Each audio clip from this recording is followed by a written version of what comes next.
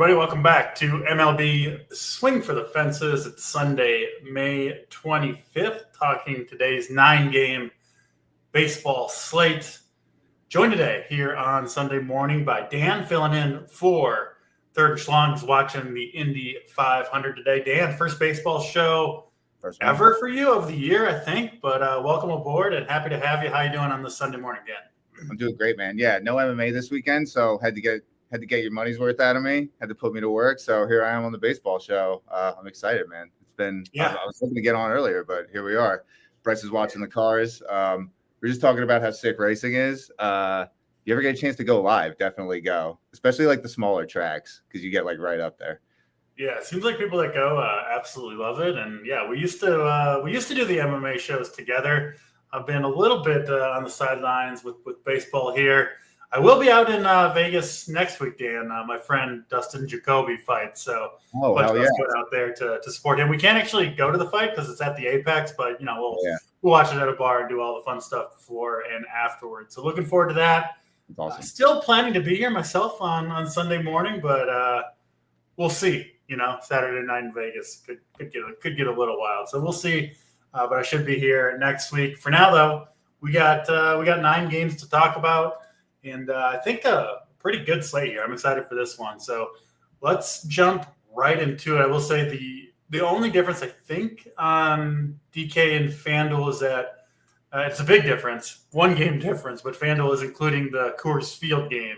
So obviously you have the option for the Yankees there. So keep that in mind. We'll maybe touch on that a little bit as we go through the slate. But of course, as always, this show will be mostly DraftKings focused.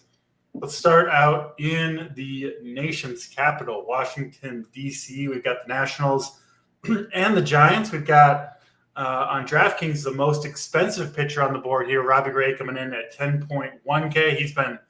He's been fantastic for over a month now. I was kind of wrong on him. Wrote him off a little bit early coming back from injury, but he's been awesome, no doubt about it, and a pretty good spot here, I think, against the Nationals. He'll go up against Mike Soroka, who's the cheapest pitcher on DraftKings. So we've got two opposite ends of the spectrum in terms of the pitching pricing. Soroka, one that I'm having a hard time kind of figuring out what to expect from him. He was awesome last time out against Baltimore. I know he gave up the 3 earned runs, but 8 strikeouts, no walks. And really the strikeout to walk ratio in general has been good for Soroka. He's missing bats. He's throwing strikes. It's only been 4 starts, and the ERA is very high, Dan, but there's some underlying metrics here for Soroka that make him interesting. I do see him also projected as the best point per dollar option, both by our friends at SaberSim and our in-house Run Pure Sports projections. I assume he's got to be high, really wherever you look. And now that is mostly based on the $5,500 price tag, right? When you're talking point per dollar, obviously the low salary goes a long way there, but I've got to have interest here. I love paying down for pitching. Soroka does seem like a pretty good way to do it on this slate. He makes me nervous, but I do think he's at least capable of a good game. And then offense-wise, I don't think I'm really going too much from the Nationals, but I wouldn't fault anybody for going to the Giants against Soroka, who, again, has given up a lot of runs despite the encouraging metrics that he's put up. Over to you, though, Dan. What do you see here, Nationals and Giants? Yeah, I mean, I've got Soroka a couple points higher than both Saber and our in-house projections. He looks like a full go. Like you said, the underlying metrics look really good. His velocity looks good, xFIP, zone percentage. He's not really projecting to be super high owned. He's got a good K prop. And yeah, for 5,500, that's great. Yeah.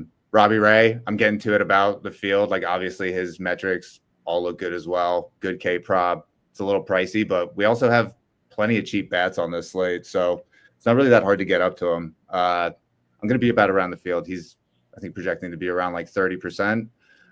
Similar to you, offense, I'm not super interested in anything here. San Francisco's got a park upgrade, which is all right. Maybe you could like give them a couple more percentage points on your projection for that, because I know a lot of projection systems don't necessarily account for like park factor. But I'm not getting to a whole lot of them. There are way better spots for bats on this slate. Yeah, I agree with you. I mean, listen, Soroka, certainly any pitcher is, but he's certainly capable of getting blown out. We're mostly talking about him because of the price tag, as I mentioned. But we're both there. I mean, I'm only seeing him around 10% owned, which for the, I think maybe legitimately the highest point per dollar pitcher on the slate, getting him at 10% owned on a slate where, listen, you can definitely spend the salary on another ace or bats. It's not like you're, shoehorned into one specific lineup by playing Soroka. So I'm in on Soroka almost somewhat reluctantly, but I kind of feel like I have to be at the price tag and the projection that I see for him. I will say the Giants, I think, are a decent stack. They also get the Nationals bullpen, perhaps the worst bullpen in baseball behind Soroka, who's probably only going at most 6, but I mean 5 innings I think is fairly likely for him too. So I think the Giants in play. I'm pretty much off the Nationals, as I mentioned. Alex Call I think is a decent puntish option at the outfield, but not going crazy with the Nationals. Giants look pretty good, and then Soroka and Ray looks like both of our 2 favorite plays in this game overall. Yeah, let's keep it moving. Baltimore and Boston up next. This one in Fenway. 2 pretty shaky, I think, right-handed pitchers going here. Dean Kramer for the Orioles. Not doing a whole lot right this year, to be honest. Getting hit hard by both sides of the plate, not missing a ton of bats. You can see it in both the surface stats and the metrics for Kramer. It's been a rough ride for him, and I don't really expect him to pitch too well against this Red Sox team, who I do have quite a bit of interest in, especially the top 3 in their lineup. Duran, Devers, Abreu all look pretty good to me against Kramer. Maybe better as a mini stack if you want to play it that way. It's probably the way I'm going to play it with the Red Sox. And then Walker Buehler has been a little bit better recently, and honestly, the overall numbers look okay for Walker Buehler.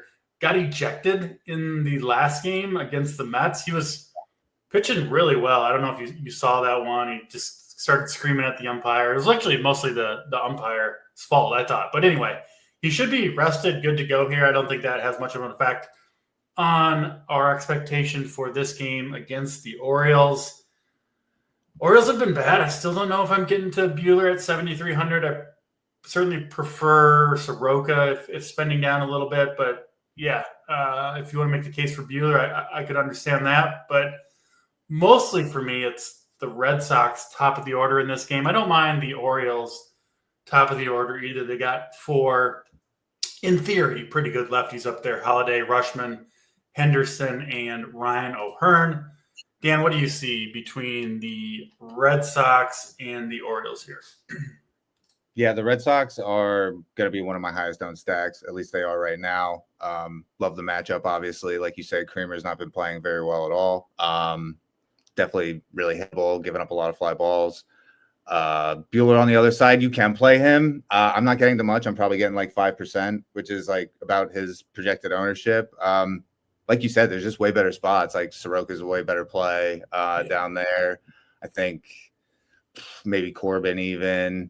So his Buehler's been down. I'm having a hard time getting to Buehler. It really has mostly to do with Soroka though, because I'm getting to so much of him. And yeah, really like the Boston bats. Baltimore, I'm getting to like a moderate amount, but man, they have been so bad. So not a whole lot of interest on the Baltimore side. Yeah, Baltimore is one of those, I look at that top of the order against Buehler, and in theory, it seems like something that could work. In practice, they'll probably put up 3 runs again, and, you'll be left holding the Orioles bag once again. So I'm not going to go too crazy with the Orioles bats. But like I said, I do think it's the top of the lineup for both sides. Top 3 for Boston, top 4 for Baltimore that you're looking at. All those lefties against the right-handed pitchers. Does look pretty good to me, so I understand why people would go in that direction. But the bottom of the Baltimore lineup also is like extreme value, super value. Carlson and Mateo. So yeah, if you're using optimizers and sims, I haven't run like any sims yet, and I've just done like some initial optimizer stuff. But I imagine that it would probably try to jam some of those lower of the order Baltimore bats. So be mindful of that you're not just getting like Dylan Carlson and Jorge Mateo one-offs. Generally. I prefer one-offs to be able to like do damage on their own. I think if you're playing Carlson and Mateo, you want that wraparound track, right? That 8-9, 1-2-3 looks pretty good. You get 3 of the top bats for Baltimore with the 2 cheapies at the bottom. I think that's by far the best way to play that Orioles value if you do want to go in that direction. Honestly, that seems like a pretty good way to do it. That's kind of the ideal wraparound stack anyway when you get the two super cheapies at the bottom of the lineup, both of whom I do think have a chance to stay in this game for all 9 innings. So could be a pretty good way to go there.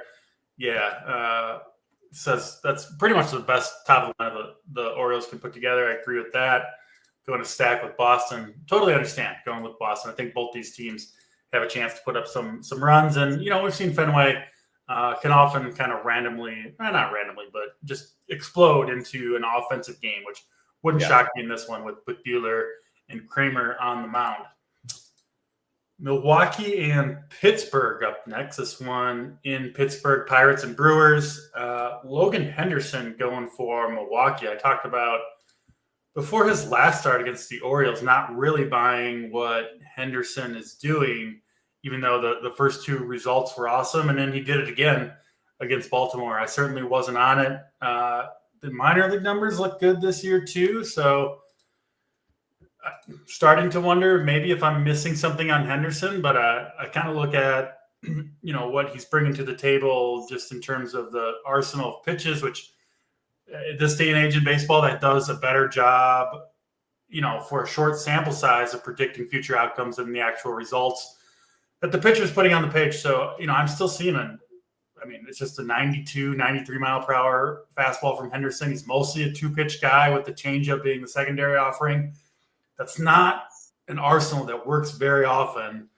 Maybe Henderson's the outlier, but I personally, even against the Pirates, I'm not paying the 9,600 for Henderson. I just don't really believe that he can continue to do this.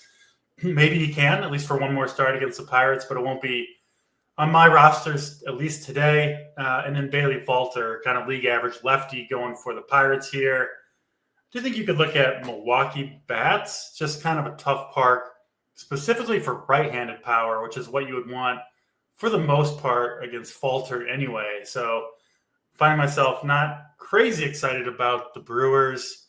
I do think, Cruz, Reynolds in particular, maybe Horwitz down there in the 5 hole at 2,600 look okay against Henderson if you're a little bit skeptical of him like I am.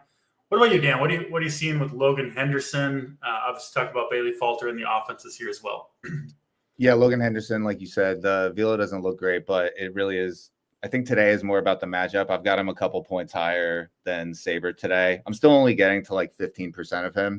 Projections don't love him either, right? That's not really the reason I'm off him, but they seem to be skeptical too of what he's done.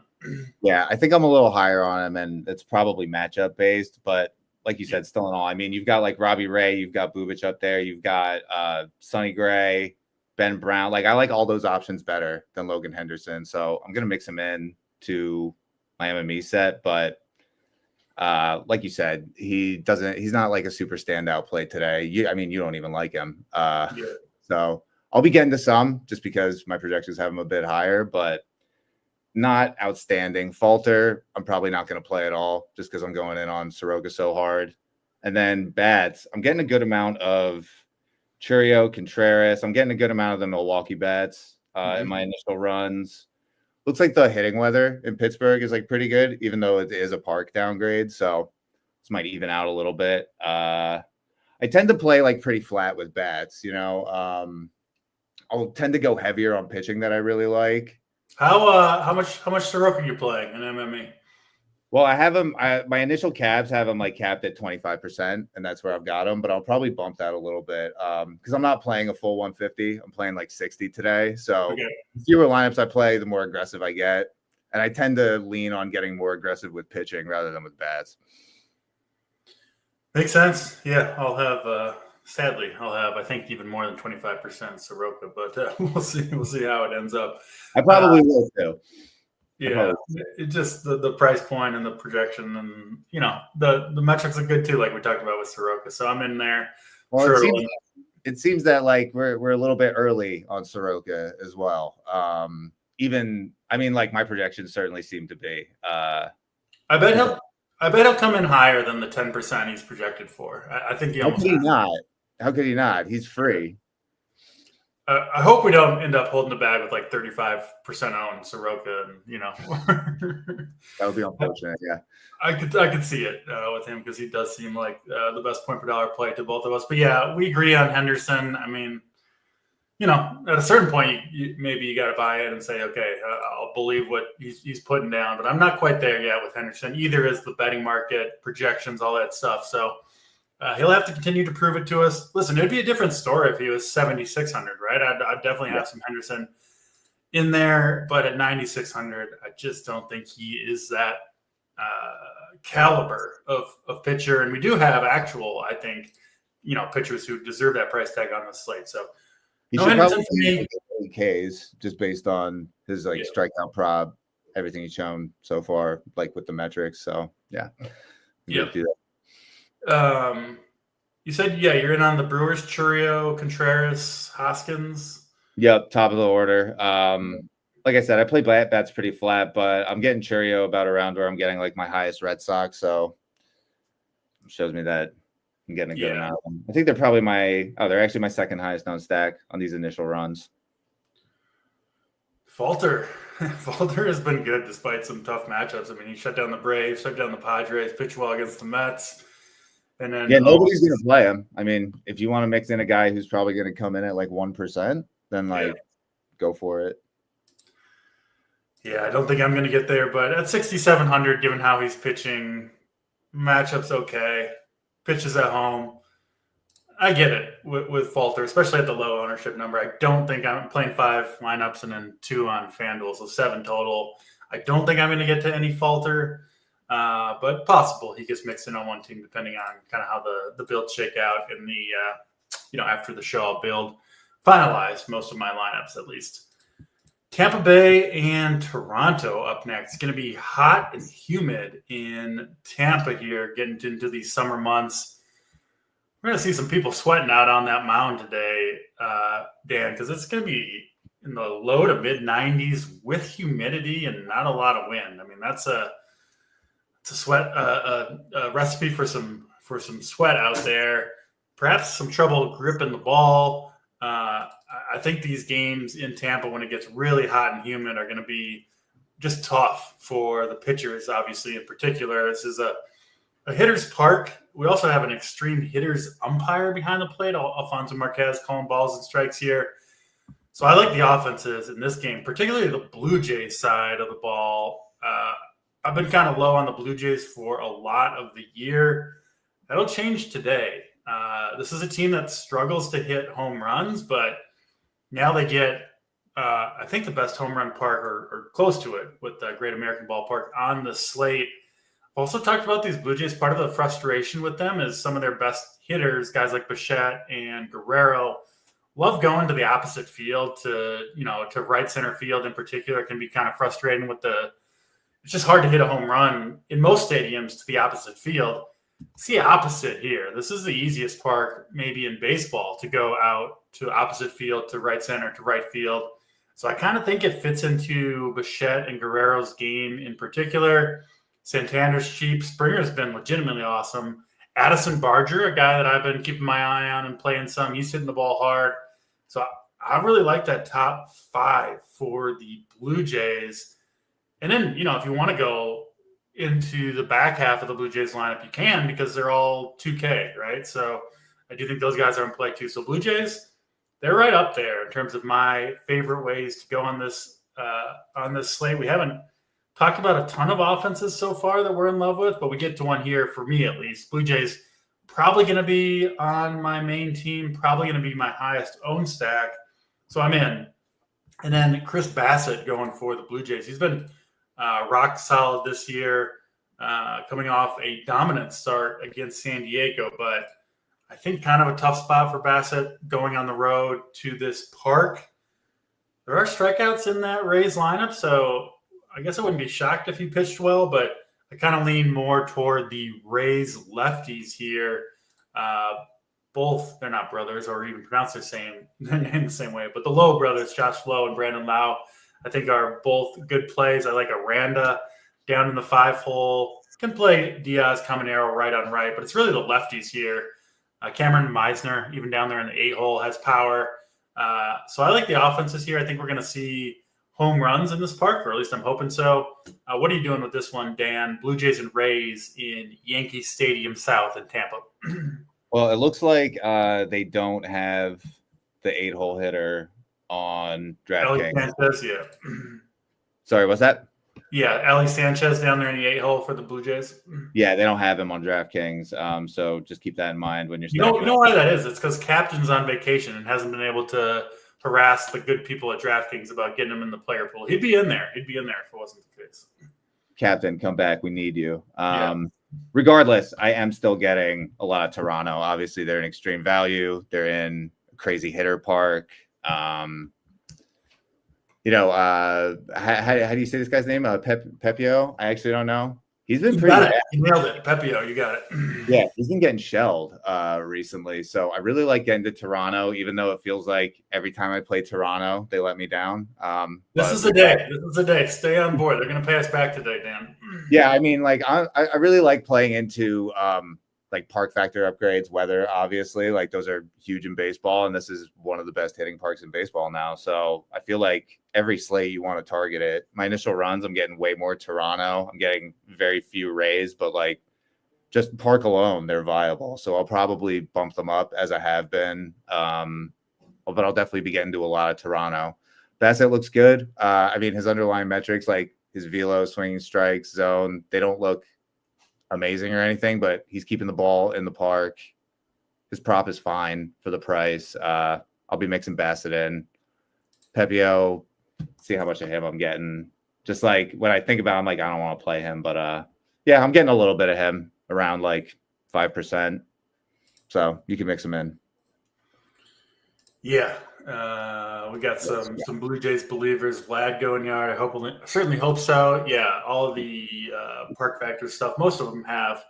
This park is the best home run park today. Blue Jays and Rays. So we're in. Nice sweltering day for some offense, and one of those games where if we can get to both of these pitchers early, get them out of the game. This seems like a game. It's only going to heat up throughout the afternoon and could be a long game for the pitchers on the mound in this one. I'll be hoping so. I'll be hoping we get some runs, especially on the Blue Jays side from the Toronto and Tampa Bay game. Let's get to the other home run friendly park on this slate. It is in Cincinnati. It's going to be a lot cooler in Great American Ballpark, around 70 degrees at game time, but still a good place to hit. Not much wind here. And as always, anytime it's not like winter in Cincinnati, it's going to play well for power. Interesting matchups, I think, on both sides of the game here. Nick Lodolo, pitcher I've been pretty high on for most of his career, having the best season of his career so far, coming off a big performance against Pittsburgh. He's looked good. I can't play Nick Lodolo against the Cubs, though, in this ballpark. He's a full fade for me at 7,800, even though I do like him as a pitcher. We'll be back on board in the future, but not today for me with Lodolo. I actually think the Cubs are, I don't know if they're going to be contrarian, but I mean, this team, they got some crazy good numbers, especially against left-handed pitching. I just can't do it with Lodolo here. Again, like I said, I do think the Cubs make for a pretty fun stack. I saw Kelly scratch from Brittany. Yep. I assume that's Carson Kelly, which was one of the better catcher plays. It is. Yeah, you've got to confirm. So he does take one big bat out of there for Lodolo that you would have had to worry about, but I don't think that's enough, Dan, for me to get on the Lodolo train. Ben Brown going up against Cincinnati. I played him in his last start, and it was going really well for a lot of the start. 8 strikeouts, no walks. Previous to that, it was 6 strikeouts, no walks, and then the start before that against San Francisco, 9 strikeouts to 2 walks. One of the most important metrics there. So that's quick math, 23 to 2 strikeout to walk ratio over the last 3 starts. Now, he has given up hits and runs, and he does seem to give up a lot of loud contact when batters make contact, but I'm still in on some Ben Brown here. Yeah. I really like the stuff from him. It is 2 pitches for the most part, fastball and knuckle curve, but I really like both these pitches. He missed a ton of bats in that Miami game. And I do think there's a lot of danger here. There always is pitching in Great American Ballpark, but Ben Brown in particular, I wouldn't be surprised if he gave up multiple home runs in this game. I also wouldn't be surprised if he approached or exceeded double-digit strikeouts, which you can't say about a ton of pitchers on this slate. I don't think he's going to be that owned. Are we looking at, 10%, something like that? Or maybe a little higher, 15% on Brown. But I like the strikeout chances for him here. I'm in on Brown. I specifically like him on FanDuel, where he's relatively cheaper than he is on DraftKings. Allows you to get in some of those Yankees bats on FanDuel if you want to play that. Brown and the Yankees, I think, is a good way to go over there. But yeah, interesting game here, Dan. What are you doing with Cubs and Reds? I think you could play this one multiple ways if you wanted to. Yeah, similar to you. I mean, I'm in on Ben Brown. He's got the best K prop for the price. 5.5 juice to the over. His velo's good. Swinging strike, xFIP zone. Like everything looks great for him. The Cincinnati lineup is not, outside of Ellie, not super imposing or scary. So great matchup. It seems like, even if the park is, right in this park, like just about anybody can hit a home run. So it's always risky, but like you said, we're looking for strikeouts. We're looking for strikeouts regardless. So he seems to have like the best K upside for the price in this mid range. And then, Chicago bats, like always get to some Chicago bats. They've just been absolutely mashing. And now they're in one of the more hitter friendly parks in the entire league. So they'll be one of my higher on stacks, probably around like third or fourth highest owned. Yeah. Are you sticking to any, specific? I do mostly want the right-handed bats for the Cubs. So with the switch hitters, that would be Happ, Suzuki, Swanson, Justin Turner. I mean, he's probably coming out of the game when Lodolo does for a pinch hitter. I do like Matt Shaw a ton down there in the 8-hole, big prospect, 3,500. Michael Warner has been good. Yeah. I personally don't get like too granular with handedness. Like I just assume that the projection pretty much has that handled. Sure. I just worry about like, structure, diversification. I'll push pitchers, but for as far as stuff with like handedness or when you really go like digging deep into stats, I just let the projection handle it for the most part. Makes sense to me. If you are looking at the stats, the handedness stuff, Tucker has absolutely destroyed left-handed pitching. This is last 2 years, and Pete Crow Armstrong has been abysmal against left-handed pitching. So it's kind of hard to fit both those guys. Tucker 6,500, PCA is 5,700. Famous last words, I'm sure. I'm sure it'll go opposite today, but at least by the numbers, the play would clearly be Tucker. But we know it doesn't always work out that way in Lodolo.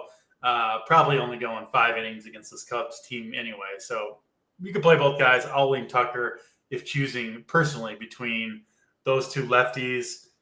That's the other thing about handedness is like, a lot of the time you get the starting pitcher for maybe half the game. Yeah. And then the other half, you don't know what you're getting. So you don't want to overdo it, but we got to talk about something on this show. So yeah. Handedness it is. And I definitely play into the handedness versus starting pitcher when making my own lineups. A little bit easier. If you're playing like, because you said you're playing like 7 total today. A little easier if you're hand building your lineups. Yeah, those are the edges that you definitely want to look for, and it's absolutely viable. It's just like when you're building a larger set, it's sort of like you can only weight those things so much. Yes. Otherwise, you X out PCA. You start like really double counting. It's like it gets messy. It gets messy. Been there many times with frustrating results where I X out players that I really shouldn't have. Perhaps like PCA today. We'll see. The Reds, I mean, I do think you can full stack the Reds here if you want to. That would it be one? Well, I mean, Will Benson's got power down there. They've got some. They're kind of expensive. Yeah, they're kind of expensive. I mean, they have a decent run line for a team, but yeah. Go ahead. I do think if it doesn't go well for Brown, which of course there's a decent chance it doesn't, I do think probably going to be some power that gets to him would be my guess, which means that you would want some of these Reds on your roster. So obviously Ellie De La Cruz leads the way. I think Friedel is good. Lux and Benson, again, all swinging from the left side here, where Brendan Brown has given up most of his power. It's also the better side of the plate for home runs in this park. So, again, going back to the handedness thing, you don't want to go too crazy with it, but it would be the opposite handed. So, righties on the Cubs, lefties on the Reds if you're choosing just a couple bats. And if you had to narrow it down to just one, I think it would be Suzuki and Ellie for me, the two bats that I'd be most likely to play. Obviously, two of the more expensive bats there. Yeah. Texas and the White Sox are up next this one in Chicago, where just refuses to warm up. Going to be in the 50s still. We're almost to June here, Dan, and they're still playing in the cold in Chicago. The Wrigley summer's coming, Boynton. Hang in there. Davis Martin going for the White Sox. I actually used him his last couple times out. He was good in both starts. I guess you could do it again. I'm probably looking elsewhere. I just like Soroka better than Martin, but Texas is not, frankly, that imposing of the lineup this year. So maybe at 6,500, if you wanted to go to Martin, I wouldn't hate it. And then the veteran Patrick Corbin pitching, who continues to do pretty well. I mean, even against the Yankees, 7 DraftKings points, not too bad from Patrick Corbin. Gets us really bad, obviously, White Sox team in a good place to pitch. I don't think I'm using Corbin, but I guess you can make sense of it. What are you doing here, Dan, with White Sox and Rangers? Yeah, Martin and Corbin, I'm getting very little of. I'm getting like maybe a couple percent of each in my initial runs. I'll probably end up just axing them completely. I've actually got Texas as one of the better value stacks today, so they're coming in right behind Chicago for me for 5-mans. So I'll have a good amount of Texas bets. I will continue to lose money on Texas bets. And then obviously, yes, you will. Yeah. And then the White Sox are just like always free too. Obviously, I think it was like a White Sox 3-man in the winter on the flagship yesterday. So they're always viable. Patrick Corbin has looked good, but we've seen it when it goes badly for Patrick Corbin, and it goes really badly. He is. I mean, the do thing is kind of a tongue-in-cheek, but he is long overdue for a blow-up start as Patrick Corbin. It's coming. I mean, I don't know if it's going to be the White Sox, but it's coming for Patrick Corbin sooner rather than later. Rocket Sauce is right. Patty MAGA Corbin, he always pitches well when Trump is in office, and then he's terrible. Oh. You got like a Democrat. He's like the inverse of like the MAGA UFC fighters. Like when Trump is sitting cage side and the MAGA UFC fighters always eat shit. I think they get like performance anxiety because the big man is like cage side, but it's the inverse for Patrick Corbin. He like Trump presidency gives him like superpowers. Isn't that like all of the UFC roster though? I think some are a little more. The international guys don't like him, but yeah, probably not. Although Drickus, but he's South African, so yeah. Yeah. But now we're getting really in the weeds. Yeah, we don't want to go too far down this road on this show on Sunday morning. We'll save that for next Saturday on that show. Yeah. Individual bats for the White Sox. If you're trying to pick out, Robert, I think would be one. Anyone else you're looking at specifically from the White Sox? Who did you say? Luis Robert, I think, is clearly the best one. Yeah. Austin Slater's been hitting it pretty good. Looks like Vargas is hitting it pretty good. You got this guy, Midros. Looks like he's been racking up some stolen bases. Yeah, I like him. So, yeah, you got some interesting bats on Chicago for very, very cheap. Maybe I bumped them a little bit. I mean, Texas, they've not been doing well, but they steal also. They've been getting, some of their guys have been getting pretty good barrel percentage. So I like going to Texas. I'm not gonna shy away, even though they've been awful. Yeah, what's a little more money to get stolen by the Texas Rangers? We're in the hole already. Got to get even somehow. I'm looking at these White Sox like power numbers, and I mean, and the tough hitting, relatively tough hitting targets. I'm not going to end up with much White Sox, frankly, or Rangers. I'll leave the Rangers to you, Dan. You can go win all the money with the Rangers. I'll try my hand somewhere else, I think. Thank you. Yeah. Yeah, Chicago. I'm getting mostly like secondary stacks. I'm not 5-stacking them. So. The new guy Alejandro Osuna, he is 2,500 and hitting in the middle of that Texas lineup. I'm not super familiar with him. Looking him up, 22-year-old with a lot of speed. He's got 9 stolen bases. He's free. He's batting 6th. Yeah, hitting pretty well. A little bit of pop. Did hit 18 home runs in the minor. Actually, more than that.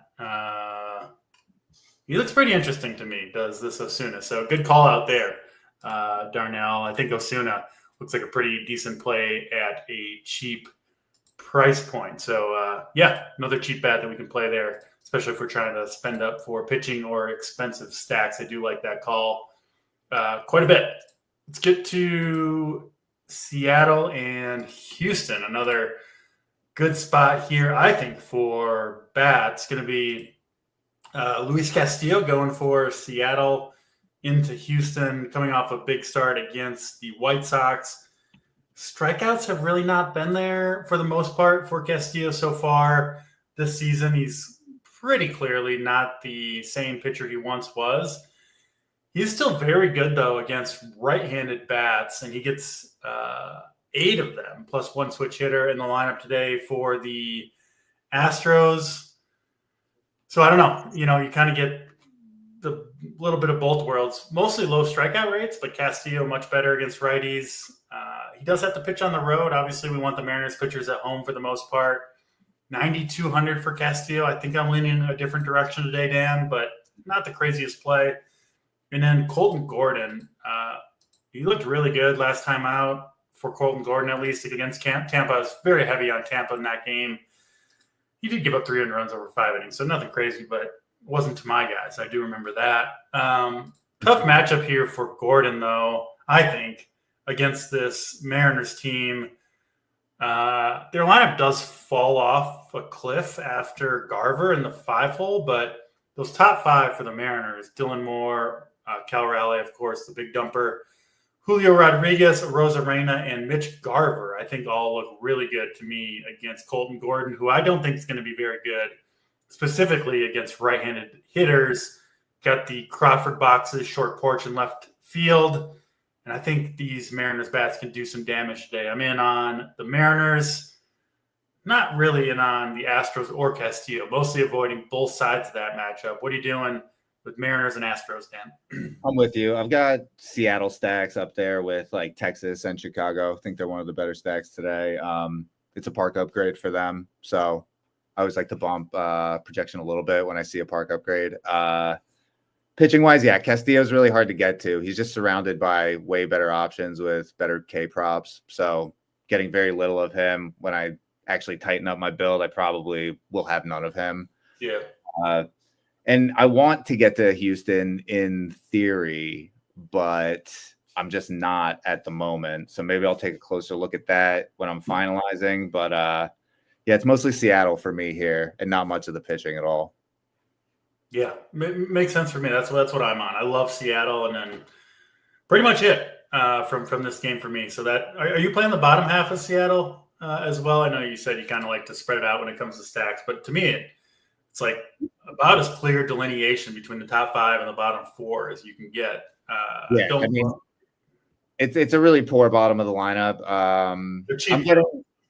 They're cheap. Except for Rivas, who is 4,100 in the 9-hole. So he's going to be probably absolutely nothing owned. Not that, the Seattle stacks actually don't project to be that high anyway. So it's not like you need to really jam them in there to get different. I'm getting about, if I'm getting 15% Rodriguez, I'm getting like 5% of the guys at the bottom. So they're getting in there, but I'm mostly focusing on the top of the order. Chokehold'em is asking Saber jams the trash stacks. What do you do to avoid this? I've struggled with the same thing. I think the best way is you really just have to manually cap stuff. I try to shy away from manually capping when I build stuff a lot of the time, but like for baseball and the way Saber kind of works, it's necessary. And if you're also just sorting by plain ROI in Saber, I would kind of look into exploring their custom metrics that takes in, you can weight certain things. Like you can weight ROI and win percentage there's a lot of different stuff you could do in Saber to kind of alleviate that I've played around with. But really just hard capping stuff is the easiest way. Yeah, Saber's awesome. But the one thing they definitely do in baseball is try to go get leverage against the popular pitchers, right? Like it seems like, which I do believe is a winning strategy and something that most people playing MLB DFS do not do enough of. Yeah. But it does seem like maybe Saber goes a little too far in the other direction. You definitely have to take steps to sort of like pull back on what it wants to do. Like it gives you really great information. Like so many of the times, I mean, it'll jam like a quote unquote trash stack, and then that stack ends up doing really, really well that day. So it does seem like it's really good at kind of figuring out what those lower owned spots that nobody's really thinking about are. But if you don't do anything like force a certain amount of uniques or cap stuff, like you're going to end up way over levered and taking on way more risk than you want to. So you can't just run it and go. Yeah. And I use all the information Saber gives, but obviously usually outside of, when they do like the $5 max 150, I'll play a bunch of lineups there, but like a day like today, I'm still looking at what Saber says and trying to find obviously the leverage stacks. But part of the reason I like hand building is, if you're like changing all the numbers in Saber to get what you want, might as well build the lineups yourself at some point. So that's kind of where I'm at on most slates anyway. But obviously a great tool. Our partners over at SaberSim. Let's get to these last two games on the slate, Dan. We start. We'll do the first one in Minnesota. Twins and Royals. We've got Bailey Ober sitting there, still at a good price point of $7,500. He's been okay this year, kind of just who he is. They've been really quick sometimes to pull the plug on him, although the last game was suspended due to weather, so don't look at the 42 pitches. I guess he had been going deep into games prior to that, 102 pitches in a couple of them, 91, 94. So I guess kind of never mind on pulling the plug early on Bailey Ober. They have given him a pretty good leash.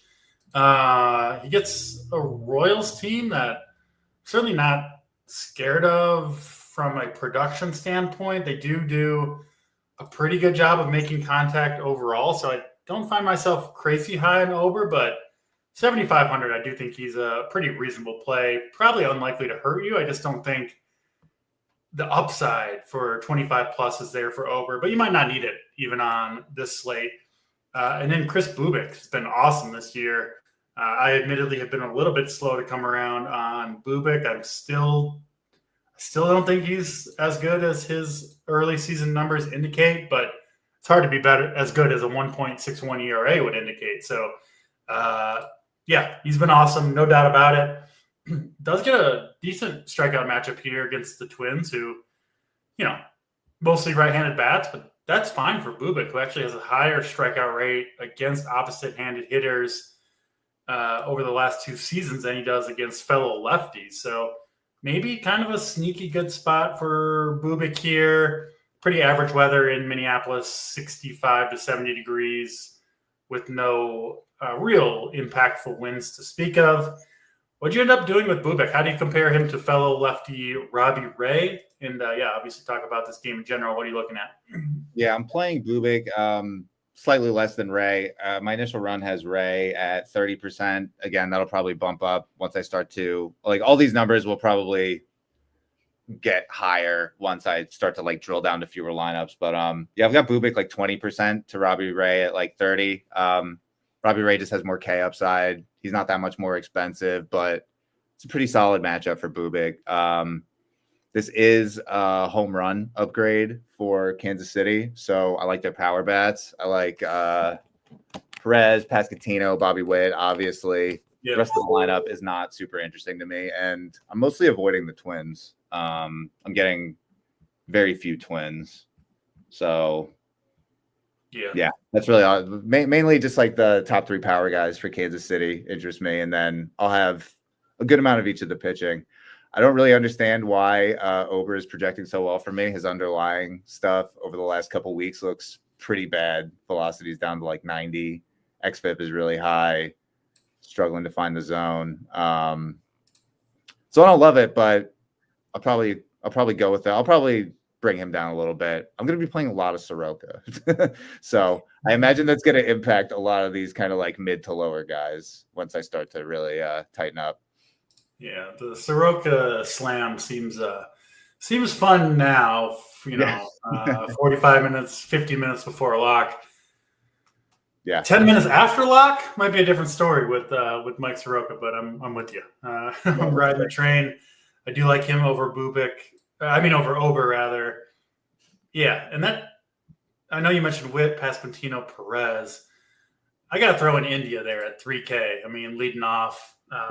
I know he hasn't been great, but I would include him if you're playing the 2, 3, 4. I would include the 1 for the Royals, and I'll probably use that honestly as one of my stacks on one of my lineups. At top of they're cheap too. Top of the rows outside of Bobby Witt. And if you're not a believer in Bubik, if you do want to get leverage, the Twins. I mean, Jeffers, France, Correa, Lewis, all under 4K. All of them do have power against lefties. Decent spot to hit. I've seen crazier things happen than a super low on Twin stack, maybe doing some damage. So if you want to get contrarian, that could be one way to do it. Let's get to the last game on the slate. We'll do pitching, stacks, hitting, home runs, that stuff after we talk about the Cardinals and the D-backs. This one in St. Louis, going to be pitcher-friendly weather in Busch Stadium here. Looks like perhaps a threat of rain growing throughout the game. I haven't looked at the radar. I'll do so when Dan talks about this one. But we've got two pretty good right-handers here going. Sonny Gray for the Cardinals and Brandon Pfaadt for the D-backs.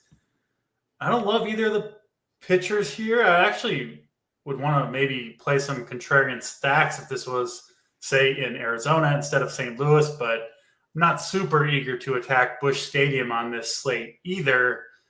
What are you doing with this one, Dan? D-backs and Cardinals. I'll look up the weather here while you talk about it. I'm glad you said Pfaadt's name because I definitely would have pronounced the P. So you saved me there. I got you. Yeah. I'm not getting much of him. I'm getting an okay amount of Sonny Gray. Around 20s on Sonny Gray, even though looks like his velocity is down. But for the price, the K prop looks good, so I'm fine with that. As far as hitters go, I'm getting to some Carroll, I'm getting to some Marte, but outside of that, I'm really not getting. I'm getting pretty much no St. Louis, and I'm getting very little Arizona. So it is, yeah. There's just way better spots on this slate. Arizona is really expensive for their run line. Yeah. So is St. Louis, quite frankly. I'm like actually surprised to see them so expensive as a stack. They're just hard to get to today, so I won't be. Yeah. For me, kind of hard to justify playing either of these offenses on this particular slate, but obviously baseball, anything could happen, but we're not going to the D-backs or Cardinals. You're not playing these pitchers. You said no Pfaadt, Sonny Gray. I assume not either, right? I have Sonny Gray. I've got a good amount of Gray. I like him, but I don't have like any Pfaadt. Lower that Sonny Gray ownership, Dan. Just a word of it. I don't think this is going to go super well for Sonny Gray against this D-backs team, but what's the weather looking at? I actually have not ventured outside this morning. Choke hold'em, slept in a little bit, and then working on baseball, but I do think they will play here in Denver and Coors Field. So if you're playing the FanDuel slate, obviously got to pay attention to that. And I did look up, it is raining in St. Louis right now to the point where this game was scheduled to start, in the 10 minutes, they wouldn't be able to play. Looks like we're going to get a break from the rain, and then it's going to come back in the afternoon. So I'm not writing this game off for weather, but if you are playing D-backs and Cardinals, do pay attention. And it does lock 5 minutes after the other games. Just be ready to pivot from D-backs and Cardinals. It's possible it looks a little bit too sketchy to go to this game, given all the other options. Most of the other games do start 5 or 10 minutes before this one, so you should have time. But do pay attention to that. Obviously, we'll be discussing in the Discord if we think it's safe to play pitching, hitting, both, or otherwise for D-backs and Cardinals as it gets closer to lock, which is coming up pretty quick here, Dan. We got a lot coming up in 40 minutes, so we do need to get out, make our own lineups. Before we do, though, Dan, give us your preferred pitching combination today. Which 2 pitchers on DraftKings you think will be most important for you? Let's see what I have the most of right now. I imagine it's probably Robbie Ray and Soroka. I've actually got Robbie Ray and Ben Brown as my most used combination, but Soroka right after that. All right, well, I'll meet you right in the middle there. I'll join you on the Ben Brown train, and then, like you said, I'll go down to Soroka. So Soroka and Ben Brown, which could certainly go south in a hurry. There's no question about that. But hey, we're trying to get up to the top. Need to pay for some of these big bats. Give me Soroka. Negative 20 points from pitching. Yeah, give me hoping for more than that, but we'll see. But yeah, Ben Brown, Soroka, my favorite combination. Give us your top 2 stacks on this slate, Dan. Your favorite 2 stacks on the slate. Yeah, I've got right at the moment, I've got Boston and Milwaukee, but really Milwaukee and Toronto could probably be interchangeable in that number 2 spot. All right, riding with Dan today, which I feel good about. Toronto is pretty clearly my number 1 stack, to the point where I'm not even sure where I'm going for 2, but I'll say the top of that Red Sox lineup against Kramer, specifically Duran, Devers, Abreu, I think are going to do some damage to trying to fit those guys into the lineups if I can. Finally, Dan, give us a home run call, maybe a little bit off the board if you got one for us. Who's going deep on this slate? Off the board home run call. All right. Let's see. Off the board. I mean, like, I like Suzuki to home run today, but if you want something more off the board, about give me Churio. Yeah, I like the Churio call. I'm going to my favorite stack, both of our favorite stacks, or one of them anyway, the Mariners. I think most people will opt to play Camporeale. Can only play one of them, but I think Mitch Garver gets the job done at 2,700 at the catcher spot. I know it's been a little bit of a rough ride for him, but the metrics still look really good for him, specifically against left-handed pitchers. In theory, at least, this is kind of a perfect matchup for Mitch Garver, who is my home run call of the day. All right, that'll do it for this Sunday edition of Swing for the Fences. Big thanks to Dan filling in. Awesome job. Dan, appreciate all you guys watching. We'll be back same time next week, and of course, at the normal time tomorrow. Good luck in all of your lineups, matchups, all that good stuff. Enjoy your Sunday. And until tomorrow, he's Dan. I'm DC. We're out of here.